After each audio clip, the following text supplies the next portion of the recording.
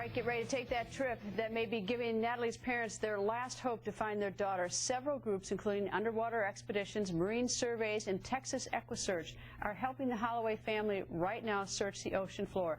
The boat is called the Persistence, is searching the waters off the coast of Aruba. Here's an inside look at that search. We're standing outside of the RV Persistence with John Silvetti. John, thank you for letting us ride along here. You're welcome.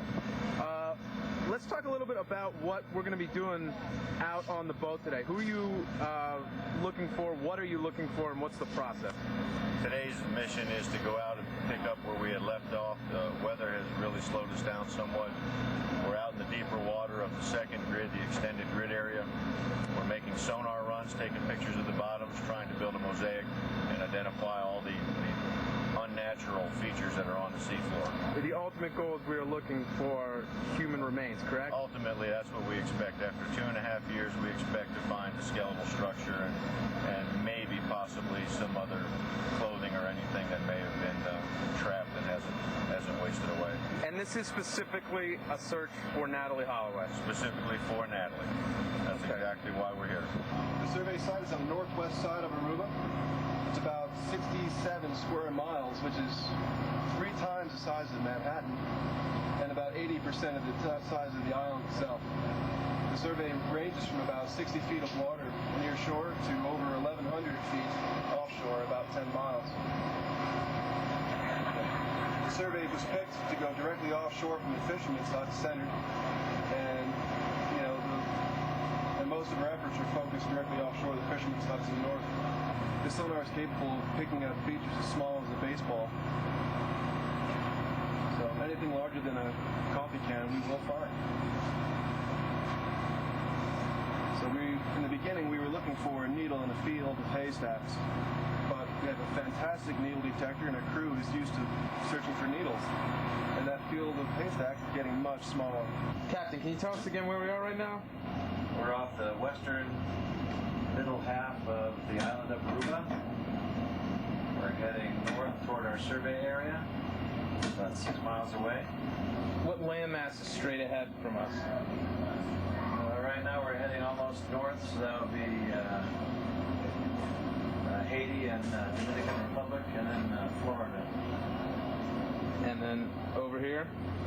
To the west would be the Panama Canal. Do you expect it to be pretty rough today out there? I believe so.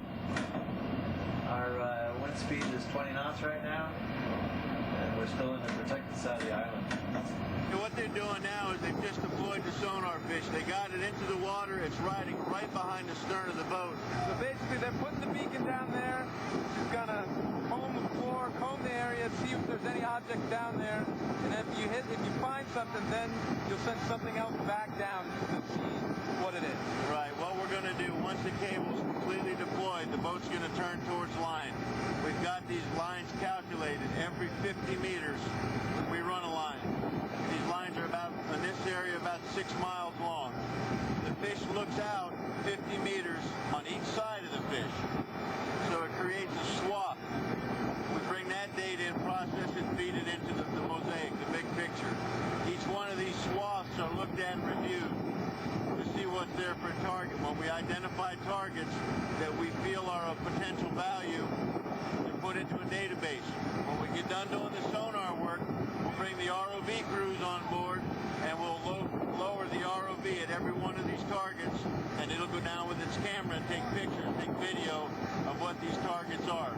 We were talking earlier about the way your search has changed since, or at least the location since the new information on this tape, this hidden camera tape of Joran Vandersloot that was made. Now the information on that tape was a statement made possibly dumping about 2 kilometers offshore.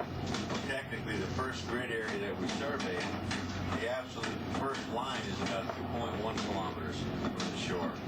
So based on that tape, we're actually going to run a few more survey lines inshore once we determine what the water depths are in there, because we know it's very shallow, and then we'll bring the boat in there and pick that up to about 1.5 kilometers from the beach. There was an interesting statement made on the tape by Jorn where he referred to slipping the body into the water. So that's been evaluated by, I guess, quite a few people, but basically the final interpretation is if he talked about just throwing the body overboard as it was placed in no type of container, then you would refer to it as rolling the body into the water, because that's what it would take to move a body, is to roll it over to get it over the side of the bulwarks. The statement made was slipping it into the water, as in slipping a container, a trap, any one of 100 different things they could have used. So the belief is still there that this was what was used to dispose of the body. Again, there's been no statement yet that we're aware of as to exactly how the body was disposed of. So now, after an afternoon at sea, we are on our way back to Aruba. You showed us the whole process of using sonar to look at what was under various parts of the ocean. Why don't you tell us from now what's going to happen, what you guys are going to do? Well, the next step will be to process the data that we acquired, look for individual targets, evaluate the targets, what may be potentially what we're looking for, and add that to the target list in preparation for the ROV dives. Okay, so now give me a sense of how many targets you have at this point. Currently, we have about 175 targets, which I'm sure will pare down a little bit, but we're going to be right around 150 when we get ready to start diving. And those fit the criteria of what you think could be what you're looking for? Exactly. They are unnatural, man-made, of sufficient size, of something that could have been launched by one or two people. I want to talk a little bit about when you arrived and what your schedule has been like since you've been here. The vessel arrived on the 15th of December. The original plan was to run 2 12-hour shifts and just run around the clock. However, with the bottom being as treacherous as it is, and it requires multiple people operating the sonar, multiple people on navigation, we broke this into one shift, 18 hours a day. Boat comes in at night, heads back out 6 hours later, and we've been pushing this 7 days a week. Coming up,